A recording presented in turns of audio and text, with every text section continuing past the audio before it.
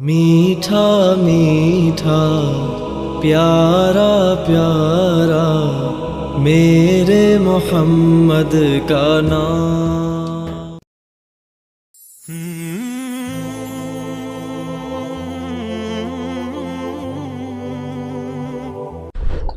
بسم اللہ الرحمن الرحیم، والصلاة والسلام علی رسولہ الکریم وعلی آلہ وصحبہ اجمعین، اما بعد۔ ایک ہی راستہ شروع سے رسول اللہ صلی اللہ علیہ وسلم تک اللہ تعالیٰ نے اپنایا، اس میں کوئی دوسرا راستہ ہمیں نظر نہیں آتا۔ علماء ہر دور میں تھوڑے ہوتے ہیں، اور اس دور میں اور بھی تھوڑے تھے، ایسے مدارس نہیں تھے، ایسے کھلے عام علم کا نظام نہیں تھا، علماء تو بہت تھوڑے، اور اس دور میں بھی تھکے سے تھکا عالم بھی کوئی دنیا کا طلبگار نہیں ہوتا تھا۔ ابو ظبی سے ایک عرب آیا، پروفیسر تھا معاشیات کا، اس نے مجھے پکڑ لیا، کہنے لگا یا تم مجھے پاگل سمجھتے ہو یا بچہ سمجھتے ہو، جاہل۔ میں نے کہا کیا ہوا؟ کہ مجھے 1 مہینہ ہو گیا ہے، میں روز 6 نمبر سنتا ہوں، تمہارے پاس اور کوئی چیز نہیں سنانے کی؟ ریاض الصالحین 6 نمبر اور کوئی چیز نہیں ہے، مجھے پاگل سمجھا، تم مجھے جاہل سمجھا، میں ڈاکٹر ہوں PhD۔ جب ان کا غصہ اتر گیا تو میں نے کہا یہ آپ کو کسی نے غلط بتایا کہ تبلیغ کا موضوع علم کی کثرت ہے؟ 40 دن میں آپ کیا علم سیکھ سکتے ہیں؟ 40 سال بھی لگائیں تو تھوڑے۔ علم کا موضوع تو صفات میں ترقی ہے، ایمانیات میں ترقی ہے، اور صفات کی ترقی محسوس نہیں ہوتی۔ آج میں نے آپ کو نئی حدیث سنائی، آپ کو پتہ چل گیا، لیکن آپ پہلے سے صبر میں آگے بڑھے اس کا تو آپ کو نہیں پتہ چل سکتا۔ صفات کی ترقی غیر محسوس ہوتی ہے، پتہ نہیں چل رہا ہوتا۔ درخت روزانہ بڑھتا ہے، کبھی محسوس ہو؟ آپ کے سامنے بڑھ کے پورا پودا پورا درخت بن جاتا ہے، آپ کی گود کا بچہ کھیلتے کھیلتے کھیلتے کھیلتے کھیلتے جوان ہو جاتا ہے، لیکن کبھی پتہ نہیں چلتا کہ آج 1 انچ بڑا ہے، آج 2 انچ بڑا ہے، آج ½ انچ بڑا ہے، آج 4 انچ بڑا ہے۔ وہ روزانہ ترقی کرتا ہے۔ ایمانی صفات آہستہ آہستہ ترقی کرتی ہیں، نظر نہیں آتی، اور تبلیغ میں نکلنے کا موضوع صفات میں ترقی ہے، نہ کہ علم میں ترقی۔ علم کے لیے مدارس ہیں، صفات میں ترقی کے لیے مجاہدے ہیں، ناگواریاں ہیں۔ تو تبلیغ کا جو موضوع ہے وہ صفات میں بڑھوتری۔ میں ایک سفر کر کے آیا 1 مہینے کا، بہت زندگی کا اوکھا ترین سفر تھا وہ۔ تو میں رائمنڈ میں ایسے بیٹھا تھا، 3 چلے کی بات، تو ایک میری 18 سال عمر تھی، تو ایک صاحب میرے پاس بیٹھے تھے، کہنے لگے بیٹا کہاں سے آئے ہو؟ میں نے کہا جی میں ادھر گیا تھا قصور کی طرف، 1 مہینے کا سفر۔ کیا سیکھا؟ کیا سیکھا؟ کچھ نے کہا کیا سیکھا؟ اور جو میرے ساتھ گئے تھے سب ان پڑھ، سارے ان پڑھ، امیر بھی ان پڑھ، اور روزانہ لڑتے تھے۔ عجب لڑائی تھی، جماعتوں میں لڑائی ہوتی ہے، سالن اچھا کیوں نہیں بنایا، وہ لڑتے تھے سالن اچھا کیوں بنایا، اس پہ لڑتے تھے۔ آج آلو زیادہ کیوں ڈالیں، آج دال زیادہ کیوں ڈالیں۔ ایک پٹھان کہتا تھا میں نے چائے نہیں پینی، میرے 4 آنے روزانہ واپس کیا کرو۔ 4 آنے کی چائے کی پیالی ہوتی تھی، اگر میرے 4 آنے واپس کیا کرو۔ ایک تھا رنگڑ، اس کا نام تھا سلیمان، وہ بریلویوں کی مسجدیں جہاں جائے وہ اذان دینا شروع کرتا، اس کو امیر اور اس کی روزانہ لڑائی ہو۔ وہ کہے تو نے ریونڈ میں سونا نہیں تھا، اذان نہیں دینی، مسجد کے کام میں دخل نہیں دینا۔ وہ کہے ریونڈ والے کو ٹھیکیدار، جو اذان دے گا اس کی گردن اونچی ہوگی میں دوں گا۔ اب وہ بسی والوں کی لڑائی ہو گئی، تو نے اذان کیوں دی؟ وہ امیر اس سے لڑے، تو نے اذان کیوں دی؟ اس پہ دونوں کے آپس میں گتھم گتھا۔ ایک دفعہ امیر کی ڈیوٹی لگی کھانا پکانے کی، وہ اس کو کچھ نہیں ملتا کچھ نہیں، سالن نہیں بن سکا، تو اس نے چاولوں میں گڑ ڈال دیا، چلو میٹھے ہو جائیں تو کھائے جائیں۔ تو ایک ڈیرہ اسماعیل خان کا، تو اس نے ڈوئی اٹھا کے جو ماری نا اس کو کہ تو نے میٹھے چاول کیوں بنائے، ہم قرضہ لے کے آئے ہیں، تم نے اتنا پیسہ کیوں خرچ کیا۔ یہ سفر تھا، تو اس میں کیا سیکھتا۔ اور خرچہ کیوں کیا، اتنا خرچہ کیوں کیا؟ اور ایک مہینے کا خرچہ پتہ کتنا تھا؟ کرایہ ملا کر رائمنڈ سے رائمنڈ 27 روپے، 27، مجھے آج تک یاد ہے، ایک مہینے کا سفر۔ اور ہم رائمنڈ سے چلے قصور، قصور سے چلے مائی رابو، دیپال پور کی طرف ایک جگہ تھی، وہاں سے پیدل چلے اور کوئی 30 40 50 کلومیٹر کا سفر کر کے ہم دوبارہ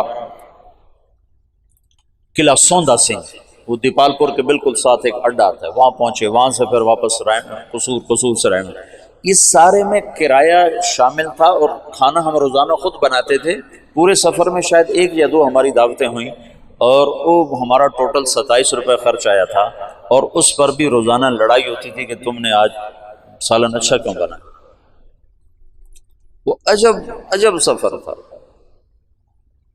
تو اس میں سیکھنے کے لحاظ سے تو کچھ بھی نہیں، تمہارا ذہن ہے معلوماتی، تمہیں کوئی نئی نئی چیزیں معلوم ہو تو تم ایسے کر کے بیٹھتے ہو، ایسے کرتے ہو، اور ایک ہی چیز دہرائی جائے تو تم یوں بیٹھتے ہو، یہ کیا ایک ہی بات دہرائی جا رہی، ایک ہی بات، یہ تو مجھے پتہ ہے، یہ تو مجھے آتی ہے، یہ تو مجھے معلوم ہے۔ صفات میں ترقی ہوتی ہے اسی صفت کو بار بار سننے سے، اسی کو بار بار بولنے سے۔ علم کی ترقی کے لیے ہے مدرسہ، تبلیغ صفات میں ترقی کا سفر ہے۔ ایمان کو روز سنو تاکہ ایمان بڑھے، نماز کو روز سنو سناؤ تاکہ نماز بڑھے، علم کو روز فضائل کو سنو تاکہ عمل کا شوق پیدا ہو، روز ذکر کرو تاکہ اللہ سے تعلق پیدا ہو، روز اپنے اخلاق سنو سناؤ تاکہ تواضع پیدا ہو، روز اپنی نیت کے بارے میں سنو تاکہ نیت اچھی ہو۔ یہ ایک چیز کو بار بار سنو۔ کہنے لگا آپ نے کیا سیکھا؟ میں نے کہا میں نے اپنی طبیعت کے خلاف رہنا سیکھا۔ یہ مجھے آج تک یاد ہے، 1972 کی بات ہے۔ میں نے کہا میں نے اپنی طبیعت کے خلاف رہنا سیکھا کہ وہ 1 مہینہ میرا 1 منٹ دل نہیں چاہتا تھا ان کے ساتھ وقت گزارنا، کیونکہ میں کالج سے نکلا، میں نے ان کو دیکھا سارے ان پڑھ دیہاتی، تو میرے جی میں آیا یہ مجھے کیا سکھائیں گے، ان سے تو پہلے ہی زیادہ میں جانتا ہوں، معلوماتی ذہن، معلوماتی۔ تبلیغ کا فائدہ ہے صفاتی نہ کہ معلوماتی۔ تم ایک ان پڑھ کی بات بھی دھیان سے سنو گے تو اللہ کی قسم تمہیں بیان کی حلاوت محسوس ہوگی۔ تم سنتے نہیں ہو، صرف بیٹھتے ہو۔ وہ کہنے لگا آپ نے بہت بڑی چیز سیکھی، ماشاءاللہ ماشاءاللہ، آپ نے بہت بڑی چیز سیکھی۔ مجھے نہیں خبر وہ کون تھے، ایسے مہمانوں میں تھے۔ ماشاءاللہ ماشاءاللہ، آپ نے بہت بڑی چیز سیکھی کہ 1 منٹ کے لیے دل نہیں چاہتا تھا کہ میں ان لوگوں کے ساتھ رہوں، لیکن ساتھ چلا۔ طبیعت کو ناگواری میں رہنا آ گیا، آگے بہت ناگواریاں دیکھنا میرے لیے طے تھا، تو اللہ نے میرے پہلے سفر میں ایسی بنیاد بنائی کہ میں پس کے رہ گیا، روزانہ میں بھاگ جاؤں گا۔ ایک دفعہ تو میں نے بستر باندھ لیا، بستر باندھ کے اور اس پر ایسے گھٹنے ٹیک کے اس کو گانٹھ لگا رہا تھا کہ مجھے اپنی حیت یاد، کیفیت یاد، یوں میں ایسے تھوڑا سا نیچے ہو کر میں نے اس کو گانٹھ لگائی اور اٹھانے کے لیے جھکا تو ایک دم پھر کوئی طاقت نے مجھے وہاں سے پیچھے ہٹا دیا۔ علم کا موضوع ہے تبلیغ میں تاثر اور عمل کے شوق کا پیدا ہونا۔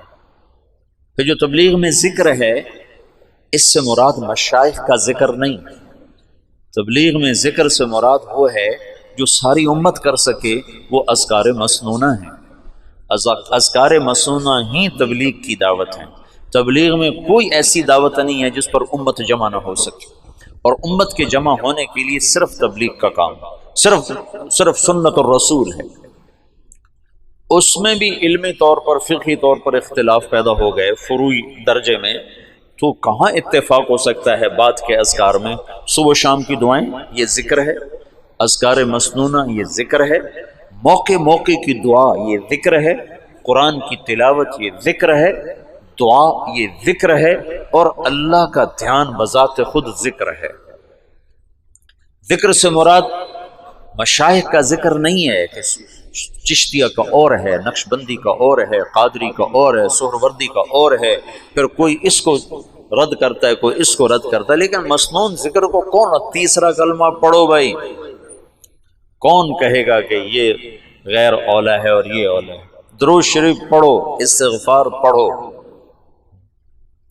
اس میں مولانا منظور نعمانی رحمۃ اللہ علیہ نے لکھا ہے کہ کتنے ظلم و ستم کی بات ہے کہ مشائخ کے ذکر کو ذکر سمجھتے ہیں اور رسول اللہ کے بتائے ہوئے ذکر کو ذکر ہی نہیں سمجھتے، اور مشائخ کا ذکر کرنے کے لیے تو اہتمام سے بیٹھتے ہیں اور رسول اللہ کا ذکر کرنے کے لیے اہتمام نہیں کرتے، حالانکہ مشائخ کے ذکر میں ولایت کا نور ہے اور میرے نبی کے بتائے ہوئے ذکر میں نبوت کا نور ہے۔ کہاں نور نبوت، کہاں نور ولایت، کہاں سورج، کہاں ستارہ؟ ستارہ تو نظر ہی نہیں آتا۔ میں صبح شام کی دعاؤں کا اہتمام کرتا ہوں، جب سے میں نے ادب المفرد پڑھی 1974 سے۔ مولانا نذر الرحمان صاحب نے ارشاد فرمایا کہ بچوں یہ وقت ہے، ابھی یاد کر کے پڑھنا شروع کرو، تمہیں شیطان کہے گا جب فارغ ہو جائیں گے نا پھر یاد کر کے پڑھیں گے، پھر تم ساری زندگی نہ پڑھ سکو گے۔ جیسے کئیوں کو شیطان یہ چکر دے سکتا ہے جب فارغ ہو جائیں گے نا پھر تبلیغ کریں گے، پھر تم تبلیغ سے فارغ ہو جاؤ گے، تبلیغ کے نہیں ہو، نہ علم کے ہوگے نہ تبلیغ کے ہوگے۔ تو میں نے صبح شام کی دعاؤں کا اہتمام شروع کر دیا، لیکن موقع موقع کی دعا میرے ذہن سے ذہول تھا، میں نہیں پڑھا کرتا تھا، ہاں باقی تسبیحات کا تلاوت کا اہتمام تھا۔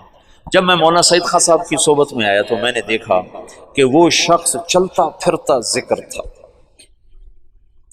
ہر موقع کی دعا، ہر موقع کی دعا۔ تو پھر میں اس کے بعد موقع موقع کی دعائیں، مجھے اللہ کا فضل ہے بہت سی یاد تھیں، کچھ یاد نہیں تھیں، تو پھر میں نے اس کا، ان کو دیکھ کر مجھے یہ تھا، میں ان کے ساتھ ایسے داخل ہوا۔ 1985 میں وہ تشریف لائے پاکستان، ان کو سعودی حکومت نے ان سے وہاں کی سعودی جنسیہ نیشنلٹی واپس لے لی، ان سے تحریر کروا رہے تھے کہ تم لکھو کہ میں تبلیغ نہیں کروں گا، ان کا میں یہ نہیں لکھتا، کہ پھر ہمارا پاسپورٹ واپس کرو، ان کا یہ تمہارا پاسپورٹ۔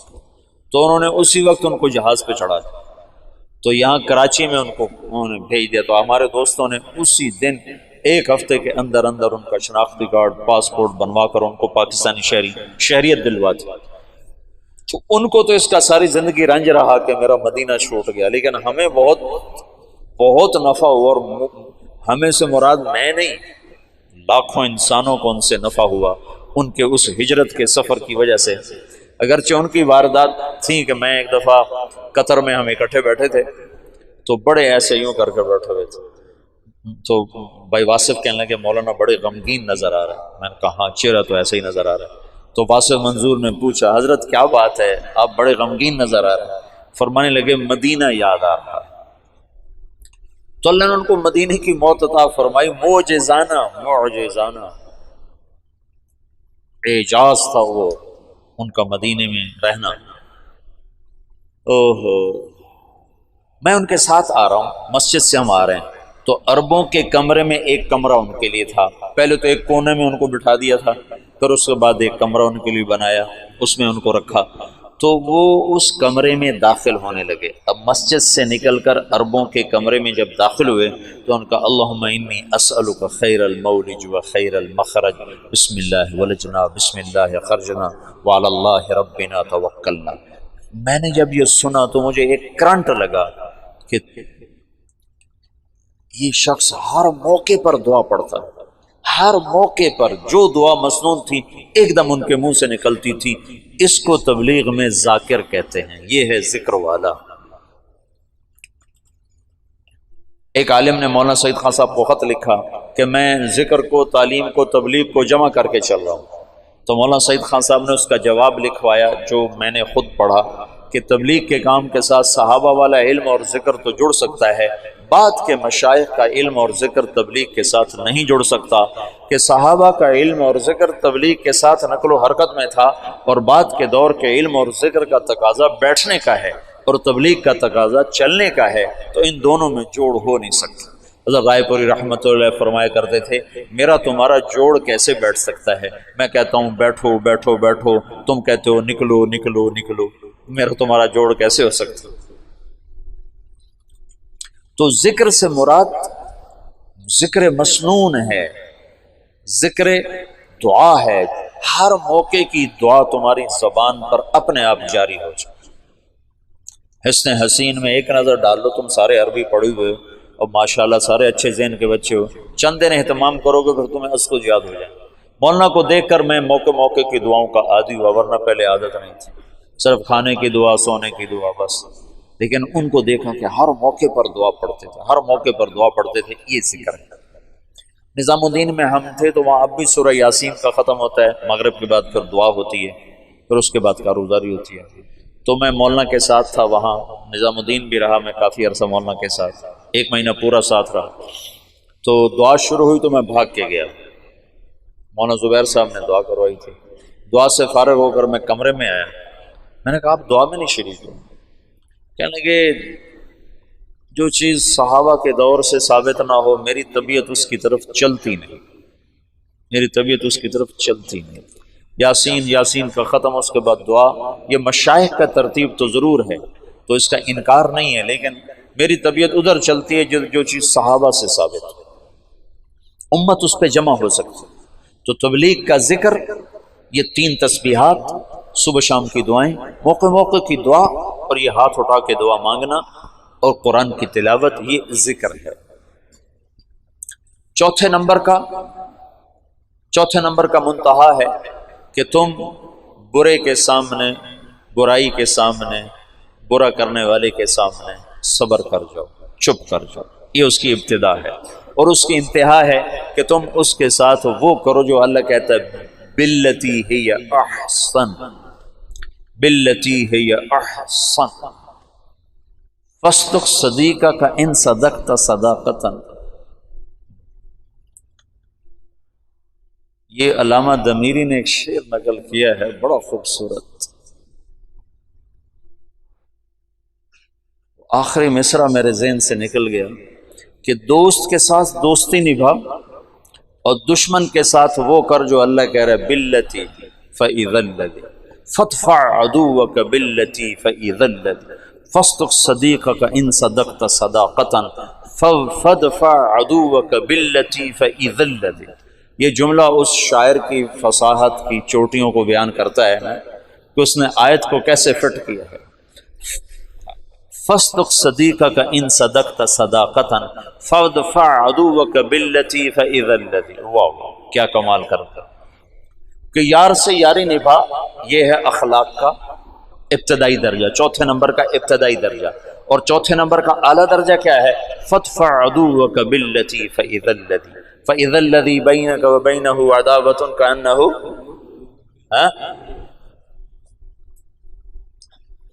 چوتھا درجہ ہے وصبر، آخری درجہ ہے وصبر علی ما یقول، علی ما یقول، علی یوں ہے، یوں ما یقولون، ما یقولون، کیا مطلب ہے؟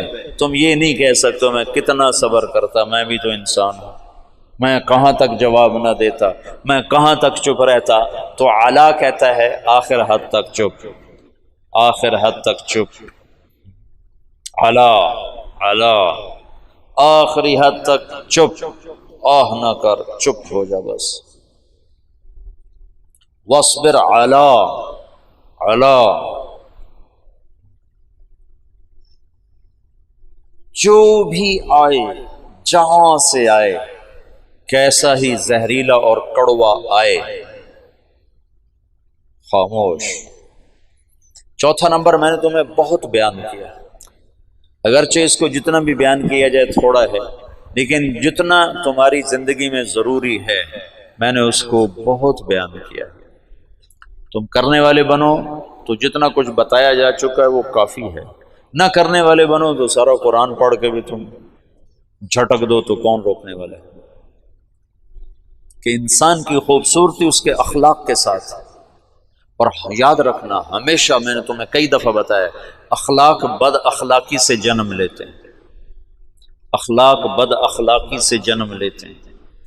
تبلیغ میں تمہیں لوگ ملیں گے، کوئی تمہاری تربیت کے چکر میں ہوگا، کوئی تمہاری اصلاح کے چکر میں، یہ صرف تبلیغ کی بات نہیں، تم گھر میں اپنوں سے، غیروں سے، بہت سوں سے تمہیں ناگواریاں، وَلَتَسْمَعُنَّ وَلَتَسْمَعُنَّ، یہ ہو کے رہے گا، وَلَتَسْمَعُنَّ مِنَ الَّذِينَ أُوتُوا الْكِتَابَ وَالَّذِينَ أَشْرَكُوا أَذًى كَثِيرًا، اذن کثیرہ۔ اب اوت الکتاب اور اشرکو کو نکال دو، اپنوں کو یہاں کھڑا کر دو۔ اپنوں سے تمہیں سننا پڑے گا، اپنے سے چھوٹے سے بھی، بڑے سے بھی، برابر سے بھی، آشنا سے بھی، نا آشنا سے بھی، اور اس پر کرنا کیا ہے؟ وَإِن تَصْبِرُوا وَتَتَّقُوا فَإِنَّ ذَلِكَ مِنْ عَزْمِ الْأُمُورِ۔ اپنے ظاہر کو خوبصورت بناؤ اچھے اخلاق کے ساتھ، اپنے ظاہر کو خوبصورت بناؤ صاف ستھرے لباس کے ساتھ بھی اور صاف ستھرے اخلاق کے ساتھ۔ لباس بھی قیمتی نہ پہنو، اچھا صاف ستھرا پہنو، تمہارے اخلاق ایسے نہ ہو کہ کوئی تم سے نفرت کرنے لگ جائے، بھاگنے لگ جائے۔ پانچواں نمبر تصحیح نیت ہے۔ مولانا الیاس صاحب کے الفاظ دیکھو، تصحیح النیہ، تصحیح باب تفعیل سے ہے جس میں تکرار ہوتا ہے، اور تکرار کا مطلب یہ ہے کہ کبھی بھی تم اخلاص کا دعویٰ نہیں کر سکتے، یہ ہر وقت بگڑتا ہے، تم ہر وقت ٹھیک کرتے رہتے ہو۔ تصحیح، ہر وقت ٹھیک کرتے رہنا اپنی نیت کو، کہ یہ مختلف شکلوں میں آ کر بگڑتی رہتی ہے، بگڑتی رہتی، بگڑتی رہتی، تم ہر وقت اسے ٹھیک کرتے رہو، کرتے رہو، کرتے رہو۔ تو اخلاص کا ادنا درجہ یہ ہے کہ جب ریاکاری کا دھیان آئے تو تم استغفار کر کے اسے ٹھیک کرو، اور اعلیٰ درجہ یہ ہے کہ اللہ کے سوا کوئی تمہاری نظروں میں نہ جچے نہ سمائے۔ جب یہ فتوحات صحابہ کا دور آیا نا، حیات الصحابہ میں ہم پڑھ رہے تھے، تو مولانا ظاہر شاہ صاحب فرمانے لگے، یہ بتاؤ اتنے ملک فتح ہوئے، اتنا مال غنیمت آیا، تو ان میں اخلاص باقی کیسے رہا ہوگا؟ کیسے رہا ہوگا؟ تو اپنے طور پر ہم کوئی دلیلیں دینے لگے، لیکن کوئی بات وزنی سمجھ میں نہ آئی۔